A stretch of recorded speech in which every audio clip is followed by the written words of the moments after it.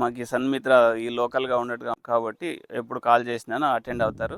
నమస్కారం, నా పేరు ప్రభాకర్. నేను సన్మిత్ర ద్వారా సోలార్ని సెట్ చేసుకున్నాను. పిఎం సూర్య గారి ద్వారా 3 కిలోవాట్ సోలార్ని ఇన్స్టాల్ చేసుకున్నాను. సన్మిత్ర ద్వారా నేను ఇన్స్టాల్ చేసుకున్నాను. టెరెస్ పైన షీట్ల మీద నేను ఇన్స్టాల్ చేసుకున్నాను.